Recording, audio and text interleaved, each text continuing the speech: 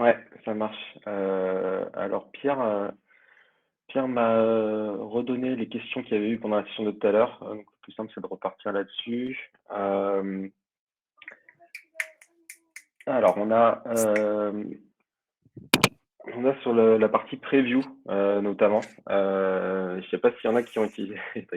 Je sais pas s'il y en a qui ont déjà utilisé le preview, mais c'est vrai que quand on utilise GTM Client, on utilise le preview mode et du coup, ça me charge le site web dans un nouvel onglet et puis je peux voir tous les triggers qui partent, les variables et tout.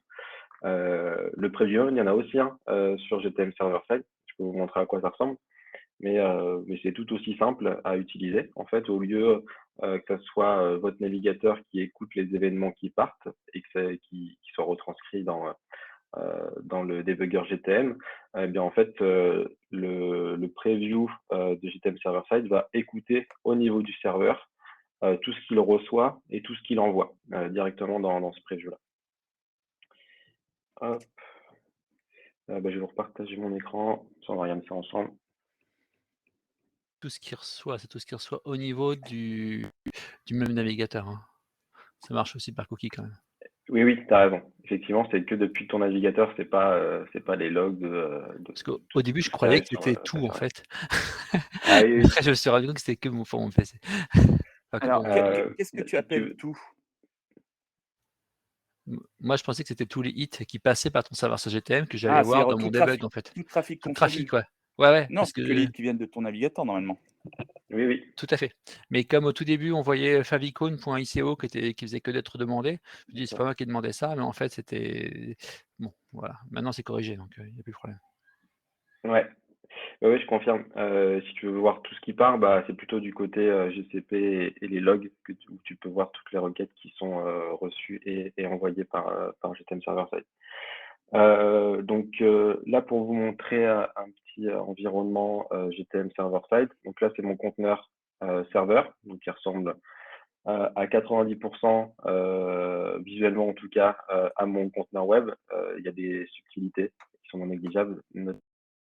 On va en reparler juste après. Mais déjà, on va regarder comment fonctionne le preview mode, puisque dès qu'on a mis en place le côté serveur, le serveur side, on a envie de regarder à quoi ça ressemble concrètement. Donc là, je suis sur le site, un site qui s'appelle Addingwell, et du coup, je vais regarder un petit peu les requêtes qui partent. Là, on peut voir que depuis le debugger Chrome, j'ai filtré sur Collect, et puis je peux voir moi j'ai déjà configuré un serveur en face, et le serveur GTM pointe sur l'URL tagging.addingwell.com. Et donc là, j'ai un tag GA4 qui part naturellement. Et du coup, on va regarder à travers le preview mode comment ça ressort et ce que j'ai configuré. Donc là, je passe sur le preview mode.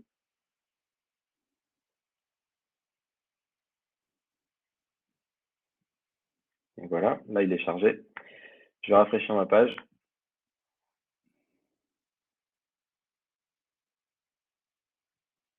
Hop.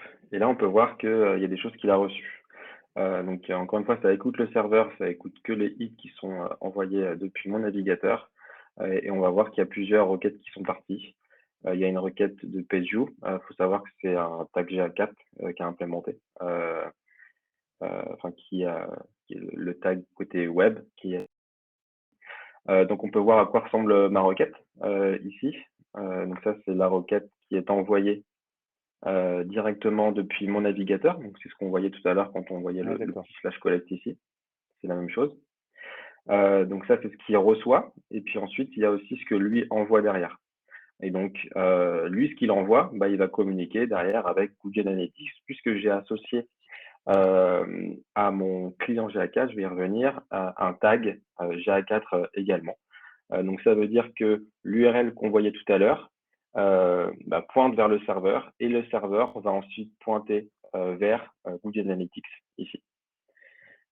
Donc le preview mode, il est quand même hyper bien fait. Donc là, c'est la partie vraiment request, les requêtes qui rentrent et qui sortent.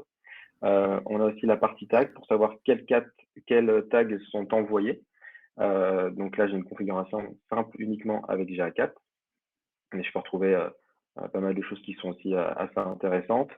Autre truc assez cool, dans la partie event data, je peux voir tous toutes les datas qui sont envoyées dans l'événement. Et donc, il y a des données qui sont là.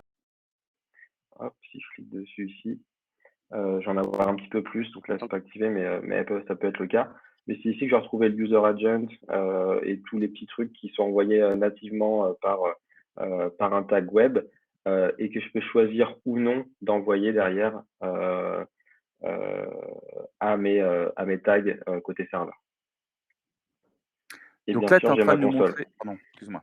Là, ce que tu es en train de montrer pour l'event data, c'est les données qui partent du navigateur qui vont vers ton server side. On est d'accord? On est d'accord. Non, c'est pas exactement ça, je crois, hein. Ou alors, ça voudrait dire que l'event C'est data, ça veut dire que c'est les données qui vont partir du server side vers Google, là. c'est les données que ton client, que le client, donc le client GA4 côté serveur, va recréer une sorte de data layer, en fait, dans lequel il a mis ses clés et ces valeurs-là, mais c'est retraité par le serveur avant d'être envoyé ici. C'est pas directement dans le browser. Ouais, effectivement, c'est la notion de donc moi j'ai un client qui s'appelle aussi GA4, donc c'est un peu confusant avec un tag web GA4, puis ensuite un client GA4 et ensuite un tag GA4 dans mon serveur. Donc c'est un peu les notions qui sont pas évidentes Ben, à appréhender au début. Ouais, un peu dur, ouais. Mais une fois qu'on les a, c'est bon. Mais effectivement, en fait, il y a, on va dire que c'est une table de routage, pour faire simple, c'est plus compliqué que ça, mais la partie client, c'est une grosse table de routage qui reçoit des données et qui va les remettre dans des colonnes. Et du coup, là, par défaut, elle a fait ça. Elle a récupéré le client ID. Peut-être que ça a été envoyé depuis un paramètre dans l'URL qui s'appelait juste d'accord. CIID. Mm. Et en fait, elle a converti ce CIID en client underscore ID puisque c'est la nomenclature, c'est le schéma GA4 qui est Oui, utilisé. parce ton server side, en fait, c'est un serveur HTTP aussi. Donc, ça veut dire qu'il reçoit des données qui viennent de ton navigateur Mm. et notamment, par exemple, ton user agent. Donc, c'est pas quelque chose qui a été calculé par le data layer côté ton navigateur. C'est le fait que le serveur côté server side, il reçoit des requêtes HTTP. Donc, boum, il est capable de Et- calculer ton adresse IP, ce genre de choses. D'accord. Exactement. En fait, on peut le voir, hein, ça, Ok, c'est c'est un c'est proxy, vraiment pas quoi. mystique, C'est un proxy. mais C'est c'est, un proxy. Oui, ouais, il faut tu voir peux ça comme utiliser un un gros reverse proxy, proxy. effectivement. Oui, pour le management. Euh, Tu vois l'URL qui est parti, tu peux voir en fait toutes les données qui ont pu être envoyées également dedans. Donc là, tu as tous les paramètres qui sont envoyés par le tag web au serveur conteneur. Et c'est ici que tu peux retrouver dans le HTTP header l'adresse IP, le user Ouais. agent qui a envoyé. Donc effectivement, c'est comme ça que ça fonctionne. Et donc en utilisant un tag GA4 qui va me permettre de pointer vers mon server side, eh bien, je vais retrouver en fait les informations qu'un tag GA4 envoie par défaut. Et donc, je vais retrouver la partie page view, mais on voyait aussi qu'il y avait d'autres événements qui étaient partis. Il y a la partie user engagement. C'est ce que Sébastien expliquait tout à l'heure, c'est que avec GA4, il n'y a pas que des tags de page vue, ça enrichit d'autres événements. Et donc tout cela sont disponibles par défaut quand on utilise le tag GA4 sur le site internet. Et par rapport à l'adresse IP dont tu parlais tout à l'heure, en effet, pour le coup, tu récupères l'adresse IP comme c'est côté serveur, parce que tu n'as pas habituellement côté JavaScript. Et ce qui est encore mieux quand tu passes par App Engine, c'est que tu as dans l'entité HTTP, tu as non seulement l'adresse IP, mais tu as surtout la geoloc qui va être fait automatiquement pour ta adresse IP dans App Engine en fait. Donc tu peux faire pas mal de choses assez sympas côté tracking avec ça. Notamment, on l'a pas encore testé, mais je sais qu'il y a un article de Chimo là-dessus, où tu vas aller choper une appli météo entre deux, et là tu as ta météo en temps réel dans ton server-side sans avoir aucun ralentissement côté client. À ce sujet, il y a un point. Ouais, enfin, je suis moyennement d'accord parce qu'à un moment donné, il faut quand même aller requêter les serveurs de données tierces. Tu aurais eu à le faire côté navigateur aussi. Le truc, c'est qu'effectivement, c'est un peu plus visible par rapport à la construction de la page. Alors que le server-side, tu as un décalage de fire de tag, Oui. ton utilisateur s'en fout. C'est ça, exactement. Il y a un truc que je voulais te demander tout à l'heure, Damien, et je pense que je peux le partager à tout le monde. Moi, il y a un truc qui me dérange un peu avec GA4, c'est que sur le template de base, avec GTM Server Side, pardon, sur le template de base, en fait, on utilise un schéma GA4. Et moi, disons que conceptuellement, c'est quelque chose qui m'embête un petit peu. Alors, pour des raisons d'adblocker, mais pas que, parce qu'en fait, le schéma GA4, même s'il est très à plat, ça reste un schéma GA4. On est un peu contraint par par le fait qu'on soit déjà dans cet univers-là. Et moi, j'aurais aimé avoir, alors ça se crée en créant un client maison, mais c'est pas simple.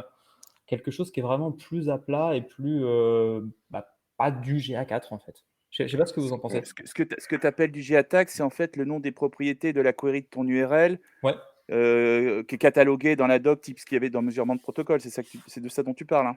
Ouais, tu as un collect avec des paramètres Alors, qui sont ceux de GA finalement, et je trouve que c'est un schéma, qui est un peu contraignant de base. C'est pas une obligation, hein. Tu crées ton client template, moi maintenant Sauf à créer un client, ouais. ouais, je crée mes clients custo, hein, parce que c'est pas si enfin, c'est un peu chiant, hein, mais mais après tu fais ce que tu veux et tu comprends mieux, en fait, une fois que tu as créé ton client template. Au début, je comprenais rien, hein et après tu comprends mieux justement cette histoire de event data et cetera. Quand tu envoies pas d'event data, tu as que dalle qui se retrouve au niveau de ton tag, hein, c'est donc normal, voilà, hein. c'est C'est ça, comme le data layer, si tu fais un point push sans un event, tu l'as dans c'est ça. l'os, hein. Oui, Ça c'est m'arrête, c'est tout à pareil, fait. hein. Mais effectivement, c'est le slash collect qui, à mon avis, même si tu as un autre nom de domaine, le slash collect peut effectivement être un indice un peu trop fort. Parce qu'après, C'est ce que je me dis, juste ouais. les noms de propriétés, à moins d'avoir un truc vraiment où on sait que c'est forcément GTag qui a généré une URL, les adblockers, ils prennent des risques, quoi. Parce que c'est pas le nombre de technos qui existent qui vont choisir des noms de propriétés, éventuellement les plus raccourcis possibles en plus. Le seul truc où effectivement ça peut être trompeur, c'est si tu te retrouves avec un G underscore quelque chose, où là tu as des valeurs qui sont un peu trop explicites. Mais... Ouais. Alors, ce que tu dis, Sébastien, c'est que tu peux modifier le client qui va se trouver dans les pages du navigateur de sorte que tu peux maîtriser la génération d'URL qui part dans le server-side. Tu me confirmes ça aussi, C'est-à-dire que Damien? tu peux récupérer enfin, c'est toi qui choisis en fait quelle URL tu veux récupérer. Par défaut, GA4 en effet récupère slash collect, mais si tu crées toi-même ton propre template customisé Ah, GA4, d'accord, j'ai tu peux compris. dire bah tiens, Toto, je reçois en fait. D'accord, donc ça veut dire que tu En fait, surcharges les tags par défaut. Ok. alors déjà, ouais, tu peux faire la surcharge aussi, mais bon, ça c'est encore un autre sujet. C'est beau, Mais hein. en fait, là, ce qu'il faut retenir, c'est que quand vous mettez en place le server-side sur votre site, il faut déjà mettre en place un tag qui va pointer vers le server-side. La recommandation, le truc par défaut, c'est d'utiliser le tag GA4, mais un universal fonctionne aussi très bien, où vous pouvez créer votre propre système de tracking. Et en fait, au lieu que ça pointe vers un /g /collect, ça pourrait être /track, et puis toutes les données que vous voulez bien derrière. Après, ça veut dire que vous devez aussi créer un client côté GTM server-side, puisque la vocation du client, c'est d'écouter une partie des données qui sont reçues. Et donc là, ce que fait un client GA4, c'est de lire tout ce qui se passe après le slash ou slash J.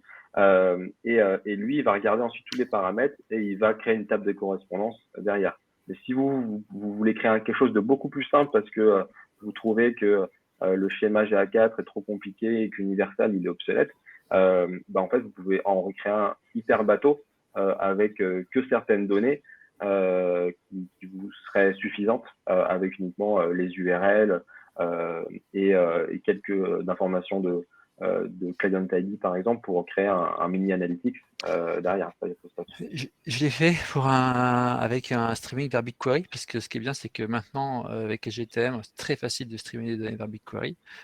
Donc avec un simple ping, donc c'est pour une app web, enfin pour une app, où je demandais à ce qu'on ping une URL, donc évidemment issue de serveur sur GTM, et après je récupérais les quelques paramètres qui m'étaient envoyés, et hop, streamer vers BigQuery, et ça a marché avec des millions de hits en fait, hein, sans aucun souci.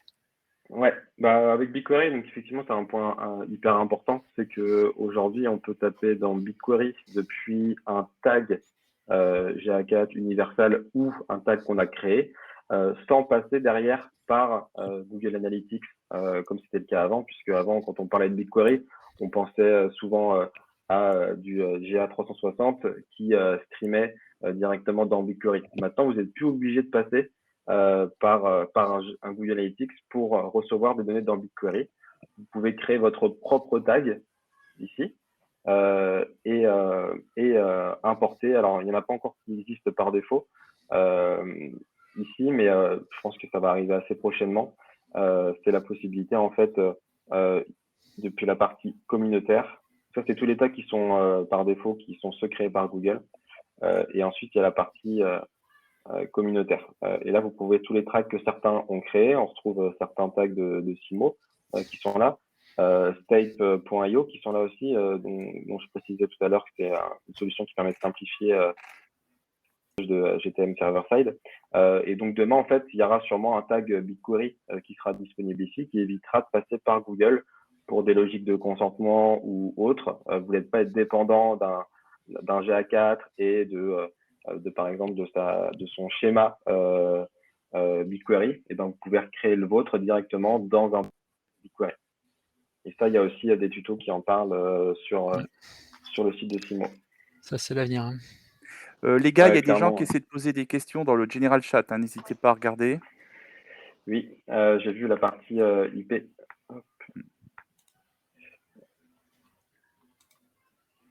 Alors, en fait, par défaut, il y a des choses assez sympas qui sont disponibles. Mais ensuite, ça va dépendre des tags.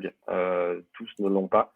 Mais ici, par défaut, sur le tag Analytics 4, je peux choisir de crypter ou de supprimer directement mon adresse IP.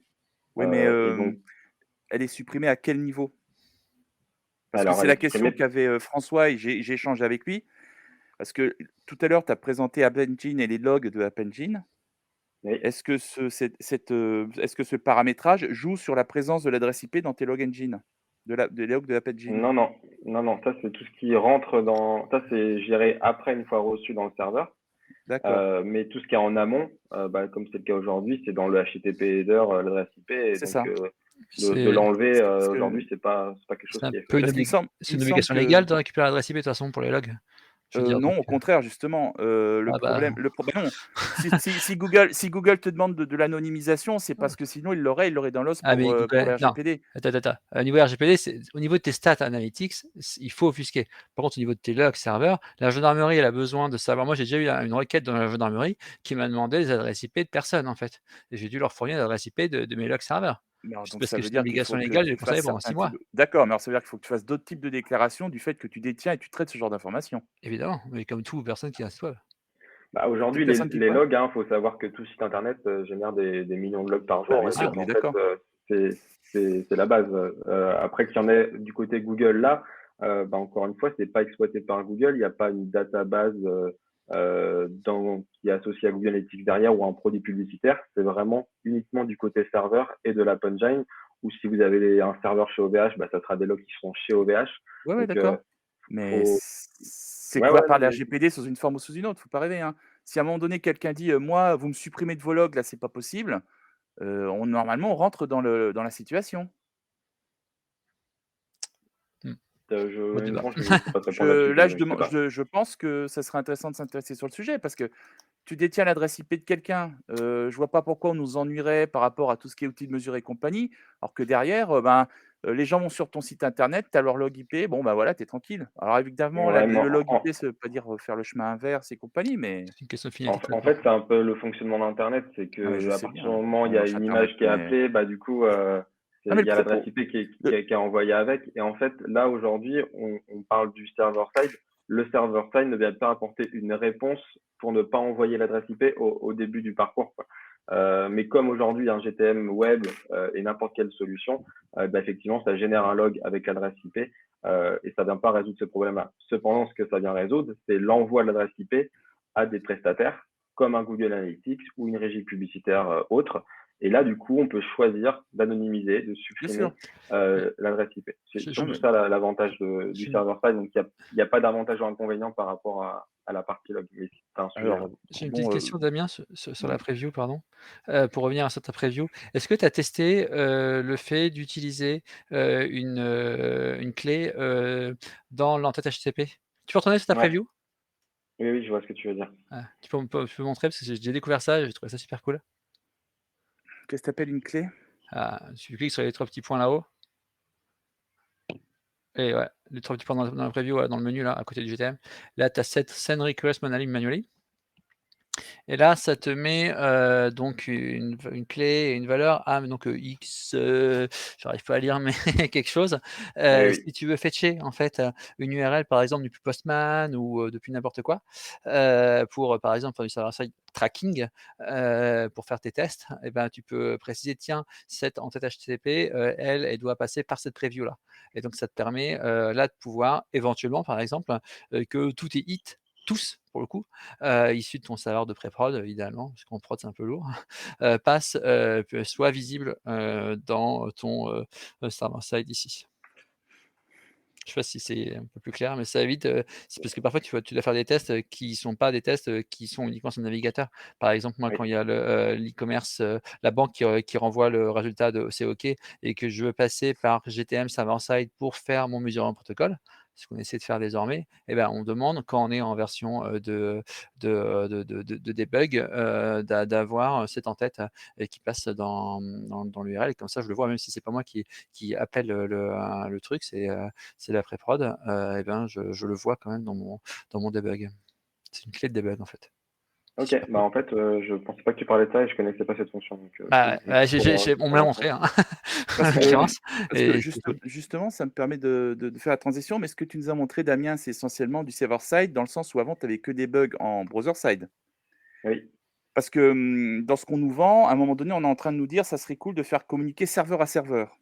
Mmh. C'est-à-dire que l'idée, c'est que certains tags ne seraient même plus à considérer côté navigateur, mais uniquement de dire il y a une page qui est appelée dans le serveur et c'est le serveur lui-même qui va faire fonctionner des tags dans server-side de GTM. Donc, C'est ce t'as pas- qui t'as pas- t'as pas- c'est pardon? ce qui est demandé avec Facebook Conversion API. Je dis pas bêtise, le Facebook Conversion API de serveur-side GTM, il se piggyback sur un GA4. Donc tu as 0 Facebook dans ton GTM client-side et tout se fait Oui, du mais côté serveur à néanmoins, serveur. ce que je veux dire, c'est qu'il n'y a pas eu un signal de serveur vers serveur directement. Comme toi, tu étais en train Ah de le oui, mentionner en faisant du mesurement de c'est ce que protocole. je fais, oui, oui, tu peux faire du serveur à serveur en passant par du serveur sur GTM. Voilà, Voilà. parce que la question suivante que je pensais entendre de la part de Damien, mais je conçois tout à fait que c'était effectivement le sujet, c'est que, ou comme Taco, ils sont en train à un moment donné de dire maintenant il faut que vous, dans votre plan de marquage, que vous intégriez les gens qui s'occupent de développer le back-office pour que le back-office développe des bouts de code qui sont l'équivalent de triggering de tag vers du server-side chez Taco, chez GTM. Ouais, des sortes Tiens, de là-dessus, Nicolas, je trouve ton point intéressant et je crois qu'on a eu vaguement la discussion il y a 2 jours vite fait en Ouais. plus. Mais alors, je trouve que conceptuellement, c'est intéressant parce que finalement, si on fait ça, on est complètement dans le back-end, etc. Mais je pense que conceptuellement, c'est pas possible parce qu'en fait, si on est que dans le back, que dans le serveur, en fait, il nous manque des informations du front. Et par exemple, dans l'outil d'analytics, alors, ok, tag de conversion, etc. D'accord, mais dans l'outil d'analytics, je vais avoir un carrousel, une validation en Ajax, un truc qui sont Ah, mais je dis purement pas du pour front. tous les tags, Antoine. Attention, je dis pas pour tous les tags, mais peut-être pour certains tags seulement. Certains tags, ouais, voilà, certains tags, tu peux le faire, mais je pense que fatalement, tu auras quand même souvent, très souvent besoin du front, quoi. Tu devras fetcher de l'info dans le front à un moment donné, quand même. Ah, j'ai pas dit le contraire. Attention, bah, j'ai pas dit c'était de l'exclusif. Attention, je parle pas exclusif. Ah non, La non, preuve non que plus, c'est pas mais exclusif, c'est par exemple quand tu veux dans AT confirmer que tu as effectivement eu une commande, tu as ce qu'on appelle la confirmation ouais. server-side. C'est ce qui se passe. Non, moi la question c'était de dire est-ce qu'on allait avoir de plus en plus de tags dans le sens pas tracker, hein, mais dans le sens activation de tracker, certaines activations de tracker où on n'a plus besoin du browser parce qu'on a l'adresse IP, on peut faire la géologue, on a ceci, on a cela. Bon, moi ma question c'est davantage de dire quel impact ça a par rapport aux devs, par rapport à leur travail, par rapport à la mise en place effective de ce genre de mécanisme qui nécessite à un moment donné peut-être d'ouvrir des ports sur les serveurs web pour dire ah maintenant j'ai de l'information qui doit sortir et pas uniquement rentrer. C'est ça ce genre de questions qui m'intéressait. Pas, je comprends très bien qu'on fera jamais du server-side complet. Attention, hein, j'ai jamais dit ça et Et c'est clair moi-même qu'il je dirais non. mais bah, il y a, Mais il y a justement, de, c'est il y a de peut-être plus en plus de un trucs bon qui point peuvent pour passer. ceux qui sont peut-être moins alertes sur ces sujets-là, puisqu'on pense que le GTM server-side, ça va remplacer le GTM client. moi j'ai répondu non, hein, Peut-être tout à l'heure. peut-être à terme, mais du coup, là J'y pour crois pas. l'instant, on en est encore assez loin. Alors déjà, la principale raison, c'est que, comme je viens de vous le montrer, aujourd'hui, il n'y a pas beaucoup de tags qui sont disponibles dans la librairie. Ouais. Et que toutes les technologies aujourd'hui sont pas prêtes à un tag server-side parce qu'elles ont toujours travaillé avec du JS et avec des cookies. Et c'est eux qui géraient les cookies. Et c'est souvent des acteurs qui sont encore présents sur du third-party cookie, notamment, qui restent encore très utilisés. Je pense qu'il y aura une grosse évolution courant 2022 suite à l'annonce qu'a fait Google Chrome sur la fin des cookies tiers en 2023. Et là, ça forcera certains acteurs à passer côté serveur, là où aujourd'hui, c'est pas forcément une priorité pour eux. Cependant, on pourra jamais tout mettre côté serveur. Il y a des technologies qui peuvent pas être embarquées côté serveur parce que il y a pas de logique, elles doivent être du côté client, quoi. Il y a aussi un truc pour ce qui est des tags médias, typiquement. Leur univers aujourd'hui, c'est que tu as un JS et ils peuvent un peu faire leur vie, quoi. Ils peuvent un peu faire leur truc. Demain, si ça passe server-side, c'est une requête. Je suis rabat-joie, mais n'hésitez pas à soumettre une autre session pour continuer la discussion dans une autre salle. Ça serait la 3e. Hein. C'est pas très grave, c'est super. Enfin, c'est plutôt bon signe, quoi. C'est juste génial. Ouais, non, mais c'est pas possible parce que moi je vais en faire une, donc vous devez vous arrêter maintenant. Vous devez vous arrêter. Pauline, on clôt la salle pour pouvoir l'ouvrir pour le prochain speaker.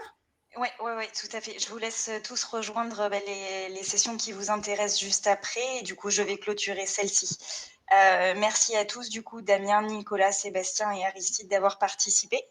Et je vous dis à tout à l'heure. Longue vie, à plus tard. À tout à l'heure, merci. Je sais jamais comment on fait pour quitter une salle, bordel. Là, il faut que ce soit moi qui la ferme et ça va fermer pour tout le monde. Ah, c'est ça. Ferme-la. Tout à l'heure. Bah alors, faut la fermer.